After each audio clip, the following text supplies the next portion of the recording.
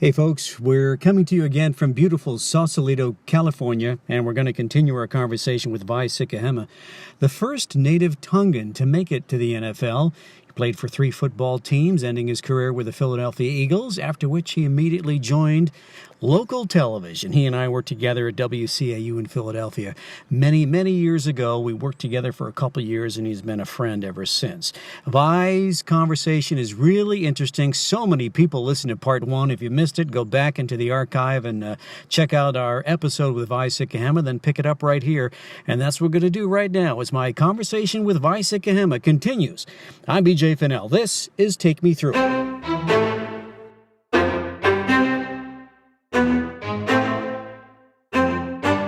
Take Me Through It is made possible by people like you. Thank you for downloading, listening, and subscribing. And leave us a comment on iTunes or wherever you listen to your podcasts. Thank you. We continue the conversation with Vai Sikahema, my old pal from our WCAU TV days. He's still there as a morning news anchor. Vai tells us how he made that transition from professional football player to local television. I suppose I could have gone and worked in television, in a number of places. I played football in 3 other markets, and I had a job offer in Phoenix, actually. And I could have, and I thought seriously about working in Phoenix, but as you know, and you appreciate better than anybody in our business, I thought, Philadelphia is a bigger market. Channel 10 is a very stable station. It's been around for a long, long time. And plus, I love the vibe that I felt when we lived in Philadelphia. So did I. No, it's a great place. It is a great place. It's a great place. And on top of that, I was coming to cover sports. Now, in a place like Phoenix, there's a lot of people from Chicago, a lot of people from cold weather places who move and have lived and live in Phoenix. So there's a lot of people that live there. Philadelphia is a place that's unique because I think, Philadelphians live in Philadelphia. And Philadelphians move and go other places, but they like coming back and being in Philadelphia. And the way that they feel about their sports teams is different than what I encountered in. I played in Green Bay for a season. Now, Green Bay is different because that market, it's a small town. I always said of Green Bay that it's a town that's probably 60,000 people, except on Sundays. Right. And then it goes to 100,000, and there's 1 stoplight, 2 stoplights in Green Bay, and so it's a small town with an NFL team. But in Philadelphia, the way that the city responds to, especially its football team, is unlike the other places that I've been, including Green Bay. People are just nutty. Green Bay Packers fans, they're more reasonable. They follow their team, but they're reasonable. Wait a minute. What are you trying to say? I'm just telling you, Eagles fans are completely off the rails in their love of their team. But that love cuts, it's a double-edged sword. So they love you, but if you do something stupid, they will boo you. But that's the beauty of the place. And people are so honest. In the Midwest, you'll run into somebody and they, man, we love you, we watch you. In Philadelphia, you'll run into people at the store, at the Wawa, and and a guy. The very first time I walked into a Wawa. This is after I retired, and I just been working Channel 10 for a week or 2. Walked into a guy, and he says to me, "Hey, Vai Sikahema, former Eagle, right? I just retired too, like a couple months ago." Yeah. He goes, "You suck on television." Thanks a lot. Right? I mean, most reasonable people will at least lie to you. Go, "Hey, man, I see you on TV. You're doing a great job," and then you walk away and go, "No, not really. That guy sucks." The guy looks me in the eye and says, "Hey, former Eagle, right?" And I'm thinking, "Oh, yeah. He's probably gonna be a big fan." "Yeah, I see you on TV. You suck on TV." I wanted to punch the guy in the face, but he was completely honest. Hey, he's just calling it like he saw it, right? Yeah, and he's got no fear. He's not worried about political correctness or, and the thing is that guy probably went on WIP later that day and called him, "Hey, I just told Vai Sikahema he sucks." And he probably called all of his friends and told them, "Hey, guess what? You know that dude used to play for the Eagles, now working at Channel 10? I just saw him in Wawa, and I told him he sucked.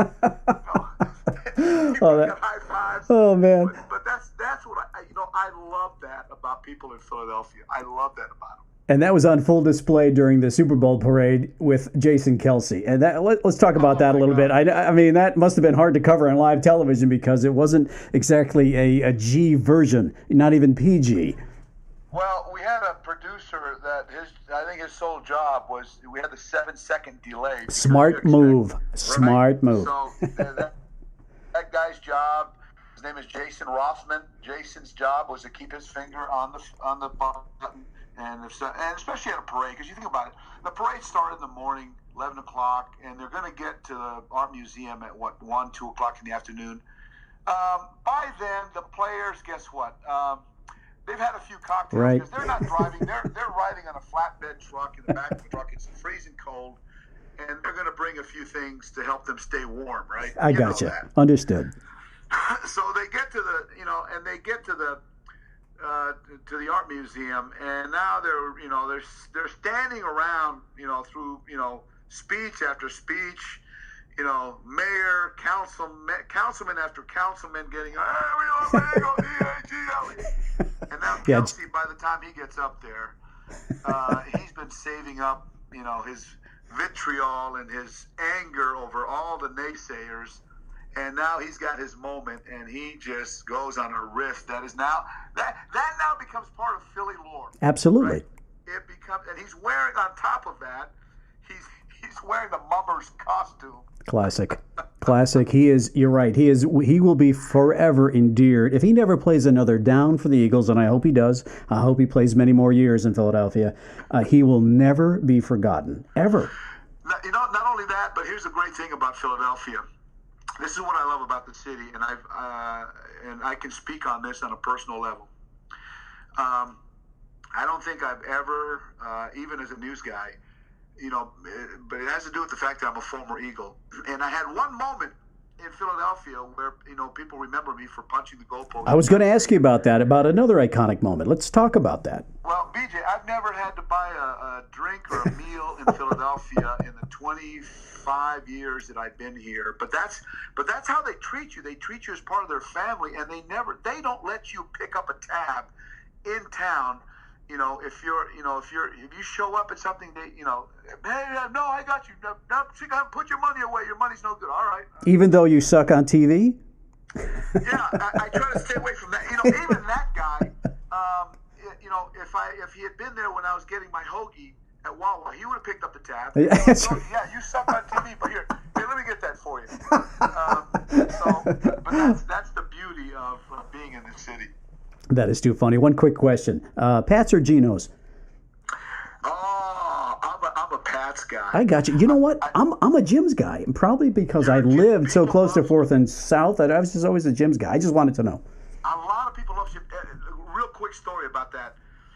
So I go to the 2006 Olympics to cover the Winter Olympics in Torino, Italy, and we get these alerts all the time on our phones from PR agencies. Hey, we have Prince Albert of Monaco, who's a member of the Olympic team, and would you like to interview him?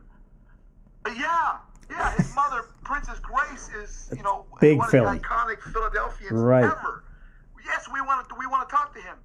So we arrange a meeting time, and as you know, the PR people come and they've got handlers, and you're going to get like 3 minutes, 5 minutes tops. And so you have to have your questions ready, and you're going to fire away. But the first question I asked him completely broke him down, and then I got 10 minutes rather than 5. My opening question, BJ, Pats or Geno? It's a classic. And he just cracked up. He started laughing, and he goes, I'm a Pats guy. I'm a Pats guy because, Pats was around with my mother. My mother used to take me about. He went on and on about how his mother used to take, they used to go by there, and he would, as a kid, have to jump out of the car and run over across the street and, grab the bag full of cheesesteaks, and everybody had their. And that opened up, it was unexpected on his part that but who would think to ask, a member of the royal family of Monaco, Pats or Geno's? But it was a great opening line. But I asked it of So I thought long and often when I go out of town, I run into Philadelphians and I'm doing the story or something, to always ask that's a great question to ask anybody from Philadelphia when you're, in or out of Philadelphia. Pats or Geno's? People always crack up because they have one. They always say one or the other, or they say Jim's or Tony Luke's or whatever. Right? No, I hear you. The follow-up question should always be with or without. But, She's with or without. With or without, spelled with a D. And remember, there is no D in Philadelphia, as we always like to say. No D in Philadelphia. All right, not at all. Let's just go back. Water. Yeah, water ice, absolutely. Churi water ice. No, I hear you. I want to go home across the street. We could go all day with the Philly accent, but my kids, when they were little, had Philly accents, no question.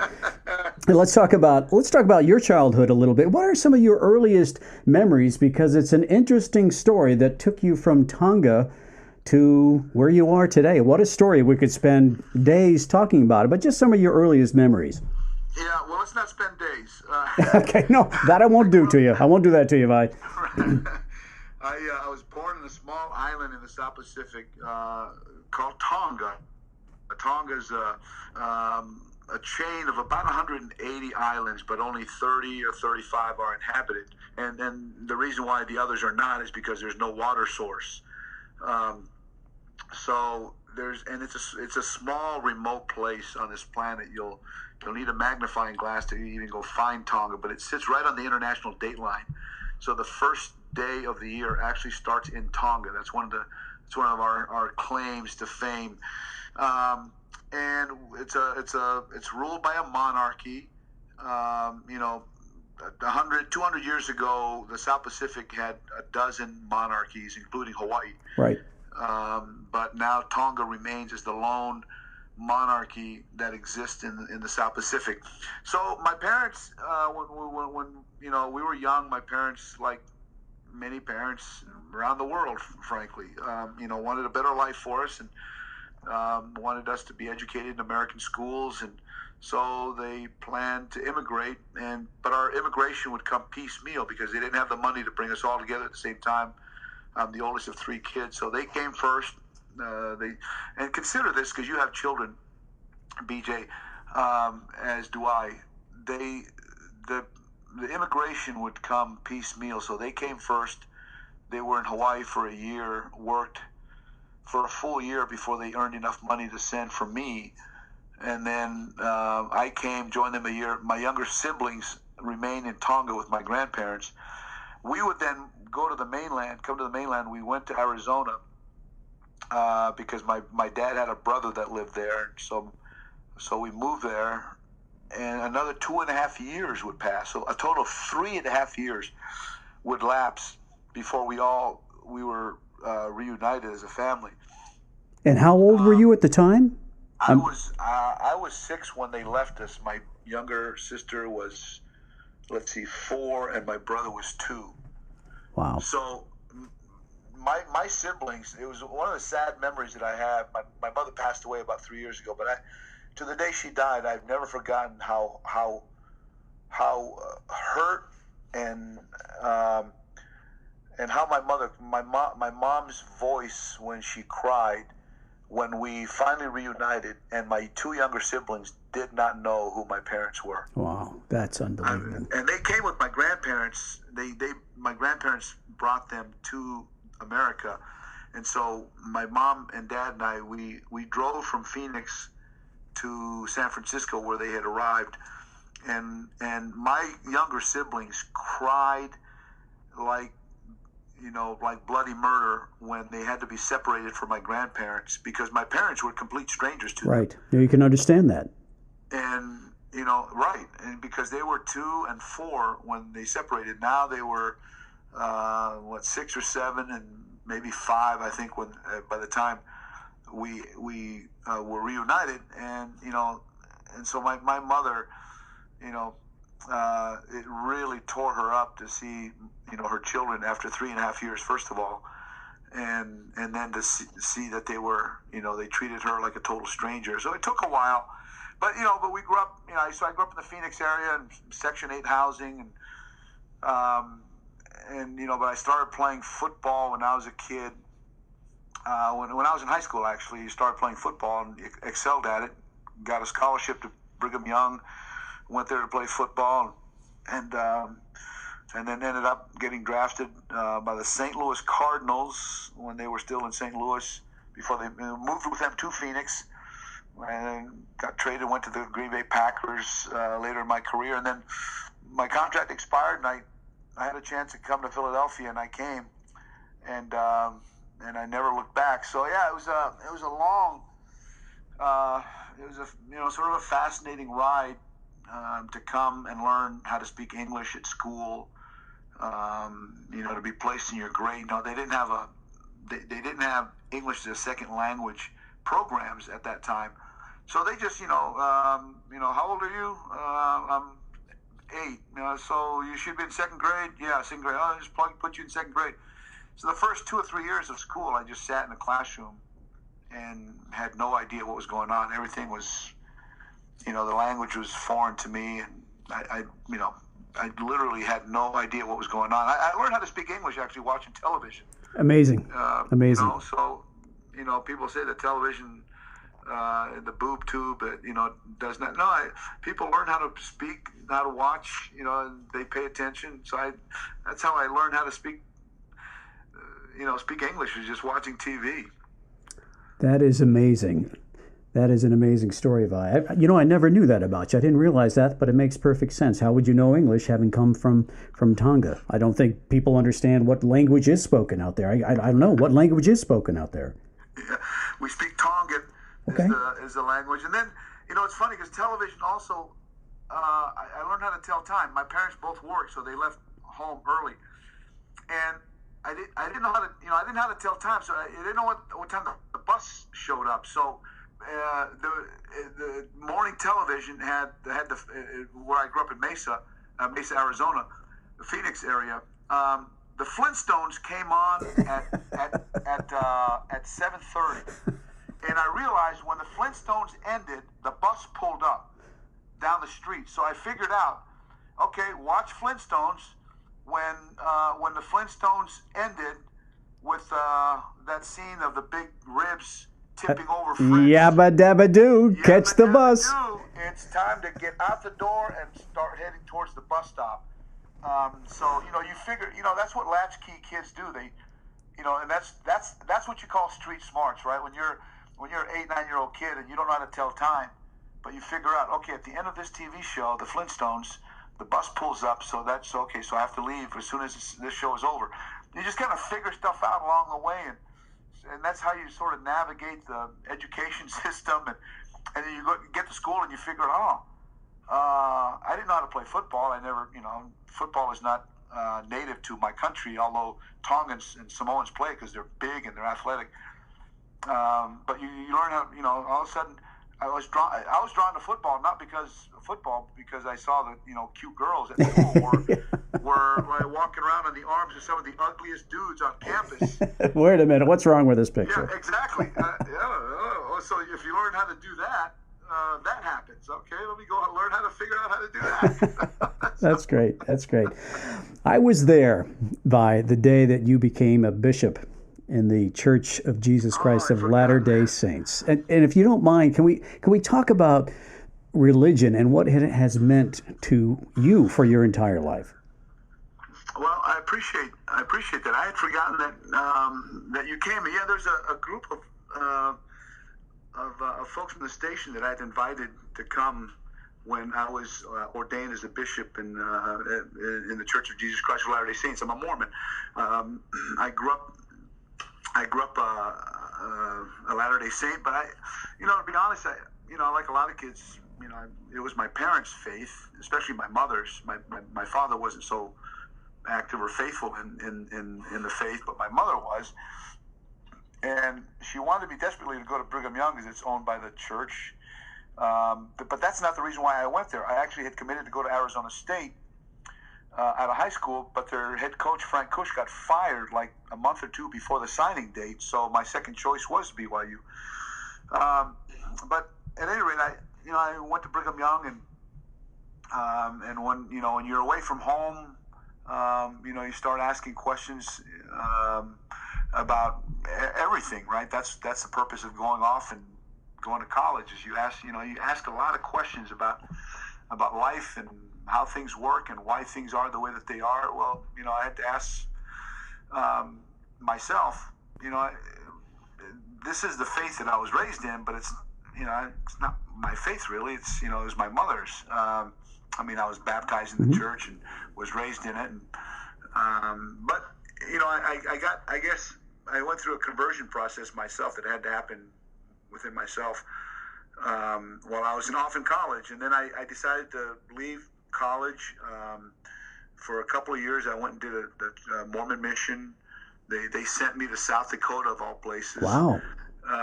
So I was there for a couple of years, and then I came back and I resumed my college career and played. But so I've always, at that point, I was committed to, living my faith. It's important. It's an important part of who I am and how I view the world, and raising my family and my children. My kids have done, well. They've all served church missions, and they're all in college doing, pursuing their careers. None of them have jobs. That's None okay. of them have careers yet. They'll figure that out. Right, exactly. We hope that will happen. But yeah, along the way, I've been given, church responsibilities, and so I was called as a bishop. I was back in '97, actually, about the time that happened. Just I guess around the time you were leaving. Yep. And so I served for 5 years. It's a lay ministry, so no, you don't get paid. You do it out of volunteerism, and at this point in my life, I'm actually that's been 20 years. I was a bishop 20 years ago. I progressed in my church responsibilities. I'm what they call a stake president. A stake president oversees, like in my case, 13 congregations. So when I was a bishop, I was in charge of just one congregation, all in the Morristown, Mount Laurel, New Jersey area. But I now am in charge with two other men who are my counselors of 13 congregations, 3 of which are Spanish speaking. And I don't speak Spanish, but one of my counselors do. And so, yeah, my church service is important to me. My faith is important to me. It's an important part of my family life with my wife and my children.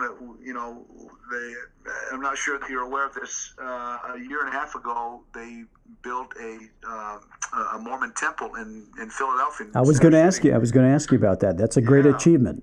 Which was really significant, and I had a hand in helping that, come to fruition, which was a tremendous blessing. And there's, so temples are different than our chapels. The chapels is where we meet on Sundays.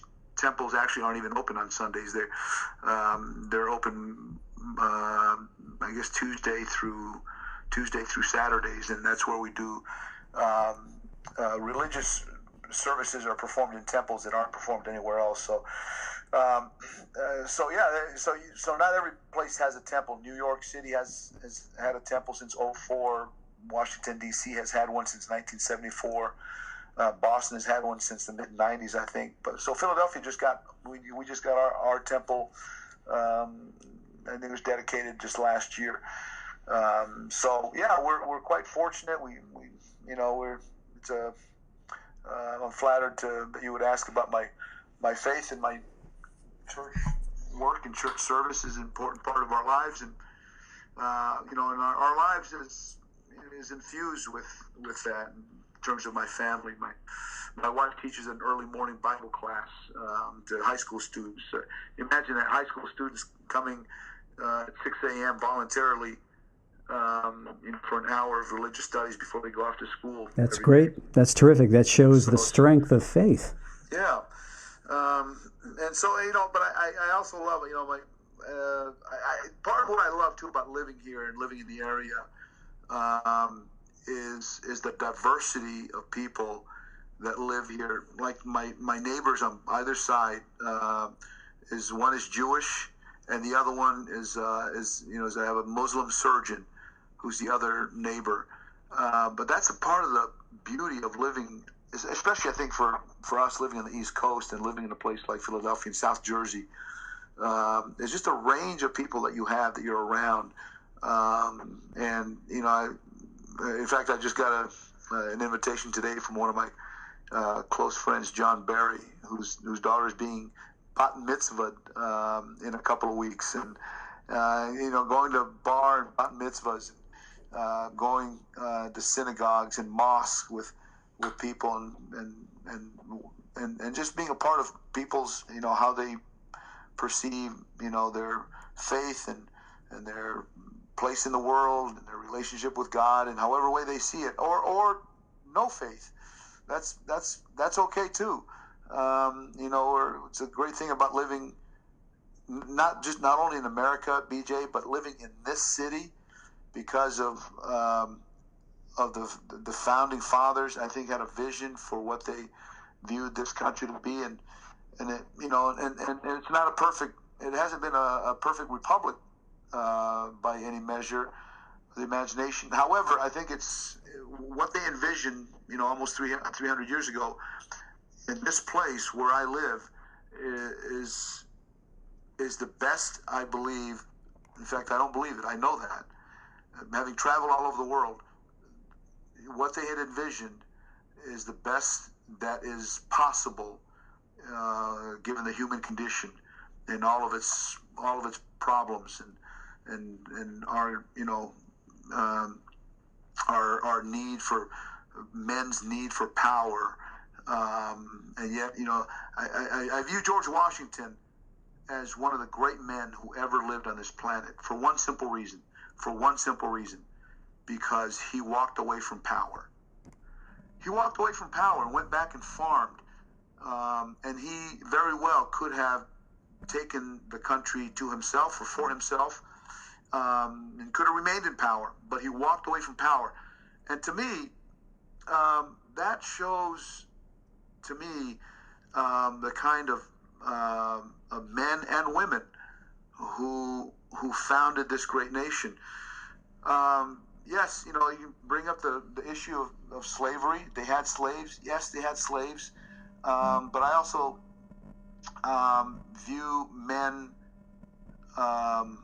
that they were men of their times. Absolutely. But I think some of them were troubled by the institution of slavery as anybody else. But they were, it's we can sit. It's easy for us to sit in 2018 and sort of impose our mores and the enlightenment that we have had over 300 years upon people who didn't have the same enlightenment, didn't have the same understanding. It would have been like going back and explaining to them, what the internet was. In fact, you and I, we were just talking a few minutes ago about 1994. I hadn't even thought about that, but when we first started working, we didn't have the internet. That's changed a lot. It certainly is for the good and for the bad, I guess, but mostly I think for the good because so much is available. Yeah, I view any of that stuff, the internet, social media. To me, it's just a thing. Like a car is a thing. You can take a car and be drunk and run into people and kill people. You can take a car and go to the grocery store and use it to, and then pick up your kids from school. It's just a thing. How you use a thing is how you use it. You can use it to do, great things. You can use it to harm and maim. It's what you do with it. That's just how, it's part of my view, some of my views in life, and people may not agree with that. But it doesn't matter. It's how I view life. Well, but yeah, you're right. It's, we're given these amazing tools, and how we use it. We use it, for good purposes. The internet and social media, people can, fund, GoFundMe pages have helped people in all kinds of circumstances in a matter of hours. But it's the same vehicle where, people send, sexting messages and Right. get themselves in trouble and do Right. stupid stuff. It's the same thing.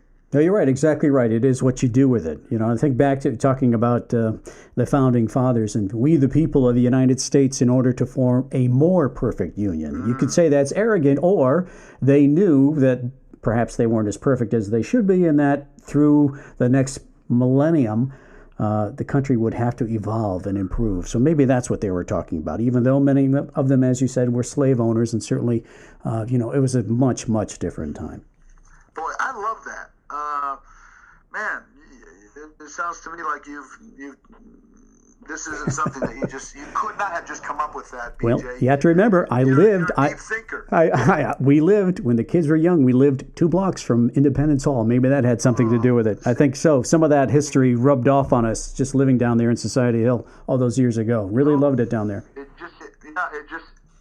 just seeps into your bones, and clearly you've allowed it to to inform your understanding of our world, of our country, and there's all kinds of debates, and gun control. There's all kinds of things that we sit and debate, and should we move on things faster?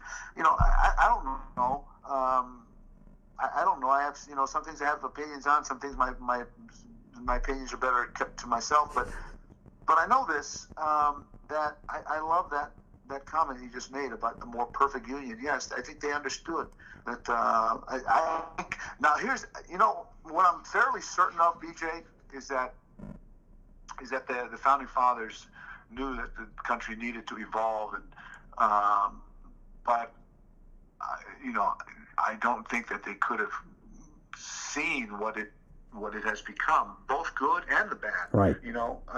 Did they know that it would become the most powerful, the most the richest, the most wealthy nation on this planet? Maybe not. I don't know.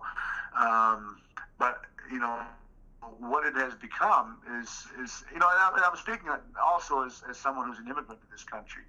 I was just old enough to understand, to remember what our lives were like living in Tonga.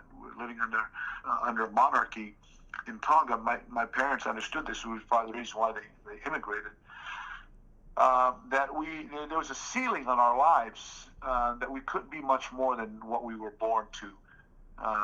So the best that my parents could possibly be would be go to school. My mother wanted to be a teacher. And teaching is a very noble profession. There's a lot of good things that teachers have done, great things. The way they sacrifice their time and their lives to teach. But my parents, wanted us to choose for ourselves, more than if there was something different that we wanted to be other than teacher.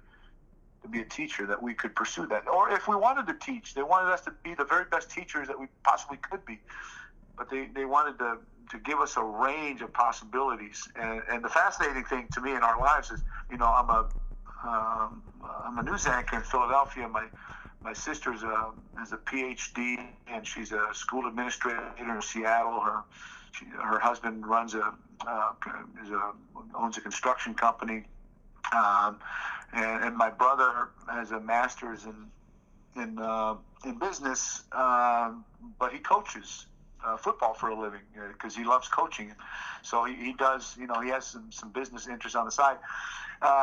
So what's happened to me and my siblings, that we came to America, we got educations, and we pursued what we wanted to pursue, and we made something of our lives, and we live in different parts of the country, but I'm a avowed patriot because of what this country allowed us to be. Now, if we lived in Tonga, we may have all been teachers, and that would have been fine, but my parents wanted us to pursue our own interest and pursue it to whatever level we wish. So I've got 4 kids, and I've got 3 boys. The youngest is a daughter.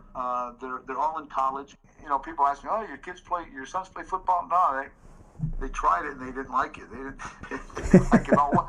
I think at least one of my kids could have played football. I mean, he was extremely fast and is well built, but they just didn't. They wanted to play baseball and they wanted to play lacrosse and other things. I think part of it is that they didn't want to be coached by me ever. So That's right.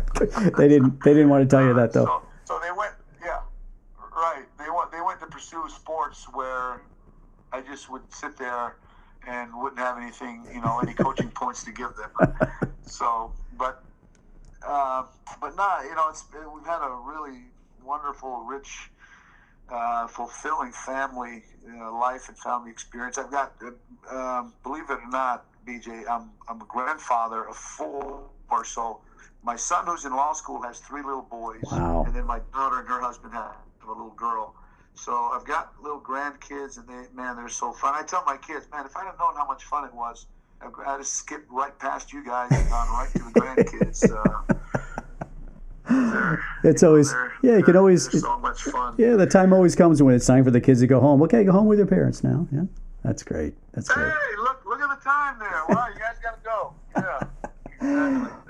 Vai, in our remaining, absolutely, in our remaining few minutes, let's just briefly about what's ahead for you? What's ahead for Vai Sikahema, former football player, member of the Mormon Church, and newsman? Well, I go back and forth about what I want to do with the second part of my life, and there's about 10 years ago, BJ. I don't even think that my current management at my station knows this. I was interviewed to be an athletic director at BYU. Wow. At the time, I told the folks at BYU, look, first of all, I would take a huge pay cut to come and take this job, and this job to be an athletic director would actually require me to work. We'll have none of that. I said, right. Hey, we want you to interview for the job anyways, and it'll be good experience. Okay, all right. So here's the deal I worked out with BYU. I interviewed for the job, and I'm not going to get hired. That's fine. But at some point down the road, if I'd like,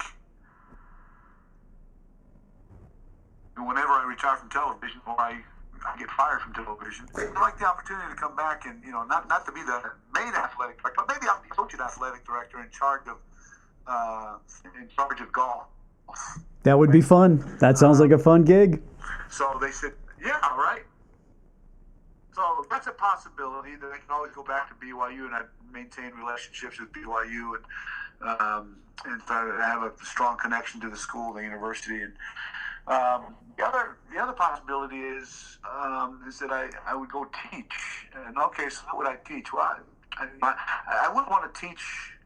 I think I could possibly teach high school, but I think the place where I would like to teach, either at a junior college or even at a place like BYU or a local school like St. Joe's or LaSalle, and teach like freshman level broadcasting classes. There you go. Why not? Just the basic stuff, right? So those are the possibilities. And I do a radio show. It's not my show. Anthony Gargano is a local radio host on the local ESPN station here, and so he invites me. I'm on his show once a week. So we call it the Meat Locker. It's me and another former teammate named Brian Baldinger. And so we come on and we just sit and we just tell stories, and it's so fun. And it's local, it's local talk, radio, sports talk in Philadelphia. So we take calls, people call in, we give our opinions, and it's fun. But I don't know that I want to do that, 5 days a week. So I don't know. The bottom line is, Jay, I'm not sure exactly what I'll do. But I what the other possibility is just to be a greeter at Walmart. There you go. No, I understand, and I understand what you mean. Just to say hi to people. A shift in the afternoon, so you don't have to wake up too early. And stand in the front with a vest and greet people as they're coming in. Make sure they have a cart. Occasionally check people's receipts on their way out. I think they do. Maybe they just do that with me because when I show up, I look kind of sketchy. But I could be that, or I could be a starter on a golf course. and play 3 or 4 rounds a week. But yeah, that's whatever it's going to be. We're going to look forward to retirement.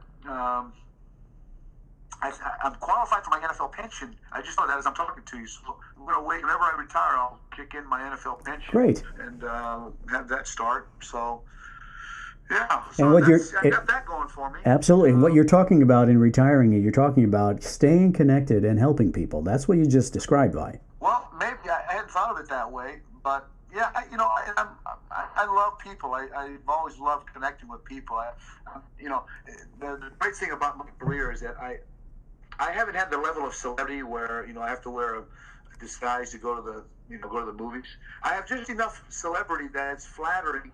People stop me and want an autograph every now and then, or they chat me up, and then we go on our merry way, and I can go go to the grocery store and stop at Wawa or whatever. So I love being around people, and if it's helping people, I'd love to be able to do that. If it's just some way of serving folks, whatever it is, I hope I'll be able to do it. Excellent. Vai Sikahema, former colleague, longtime friend. Thank you very much. BJ, love you, my friend. And whenever you need me back, you got my number. Let's reconnect, my man. And thanks again to Vai Sikahema for joining us on Take Me Through It. Great guy, great story to tell. And if you didn't listen to part 1, go back and check it out. iTunes or wherever you listen to this podcast. Again, I appreciate you listening. The downloads, the emails just continue to pour in, and we really appreciate it.